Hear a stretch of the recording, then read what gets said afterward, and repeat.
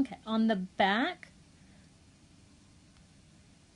of the page that you just filled in, because you hamburger folded it and glued one side in, on the back part, we're going to write a little poem to help us remember our degrees Celsius, because that's new to us and we're used to using Fahrenheit here in America. So we've got a little poem to help us remember what each one is. Okay? So, first part, 30 is hot, 20 is nice, 10 is chilly, and 0 is ice.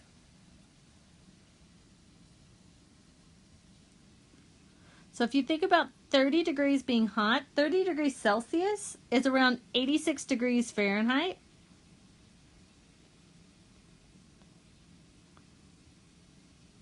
While 20 degrees Celsius is about 68 degrees Fahrenheit. So 86 would be a pretty warm day outside. We're used to hotter around here because that's what we get. But everywhere else, 86 is pretty warm, pretty hot.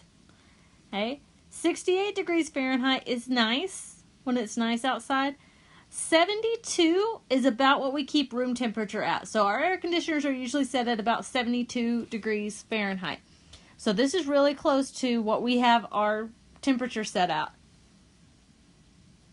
10 degrees Celsius is chilly, which is about 50 degrees Fahrenheit. When it's 50 degrees, that's when we're wanting our jackets. We kind of get chilly, closer to 60 degrees just because we're so used to it being so much hotter. Okay? But around 50 degrees is when we're really wanting to be sure we have long sleeves on or jackets so that we can, be warm. Okay? And then 0 degrees is ice. 0 degrees is the freezing/melting point that we just talked about over here. And that is 32 degrees Fahrenheit. So once we hit 32 degrees Fahrenheit or 0 degrees Celsius, that's when we're starting to see ice or water freezing over. Or if it was already frozen, that's when we start to see it thawing out. So right around 0 degrees Celsius or 32 degrees Fahrenheit is when we start to get that slush or the sleet where it's starting to ice over, or it could be starting to melt if we already were colder and had a lot of snow or ice piled up. So be sure you add that poem in onto the back side